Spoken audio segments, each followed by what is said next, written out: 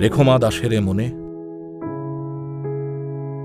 গতকাল শ্রুতিলেখক ডক্টর অবকাশ রঞ্জন করের কাছ থেকে একটি চিঠি পান, একটু আলাদা চিঠি, সম্ভবত শেষ চিঠি, বাঁশবেড়িয়া ডাকঘরের ছাপ মারা।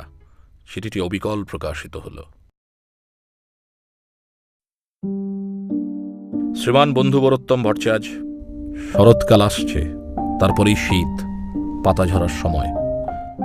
আমার যৌবন শরীর প্রতীচ্যের শীতে অভ্যস্ত ছিল, এখন শীতে কিরকম ভয় হয়। আরো একটা কথা হলো, আমার নিজেকে যেন শীতের গাছের মতো মনে হয়, আর আরো তীব্রভাবে মনে হয় শারীরিক যৌবনের কথা।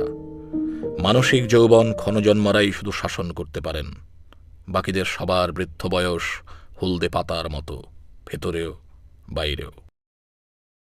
এসব ভেবে এবার নোঙর তুলতে হচ্ছে।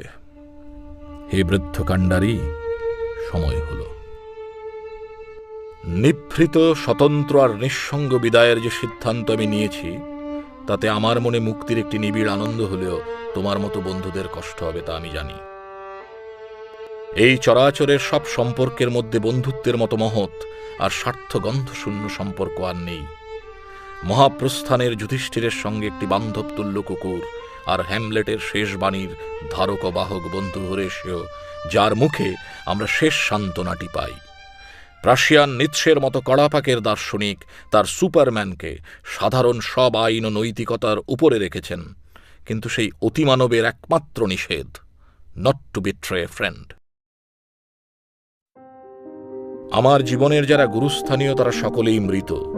আমার মতো বয়স্ক লোকের এটি হতে বাধ্য। আমাদের বয়স যত বাড়ে, আমাদের নায়করা কমে যেতে থাকেন, কিন্তু গুরুস্থানীয়রা বাড়তে থাকেন। এ মহাকালের এক আশ্চর্য লীলা। আমার বৈষয়িক বিষয় আশয় আমি আগেই মিটিয়েছি। মুখার্জি কবিকে ওছি হিসাবে আলাদা চিঠি লিখেছি। পুজোর পর তোমার কাছে একটি পুরনো টিনের বাক্স পৌঁছবে।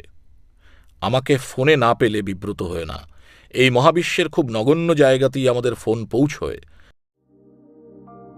মাসবেড়ের যে গঙ্গার ঘাটে তোমার সঙ্গে প্রথম ও শেষ চাক্ষুষ দেখা হয়েছিল, সেই ঘাটে কখনো এলে জলে আমার গন্ধ আর স্পর্শ তুমি পাবে। আমার শেষ প্রার্থনা বলে যদি কিছু থাকে, তাহলে তা হল, হে আমার জীবন, হে আমার মরণ, তোমরা প্রাজ্ঞ হও। অশেষ শুভেচ্ছা সহ ও আবহমান প্রীতিকামনায় অবকাশ রঞ্জন কর।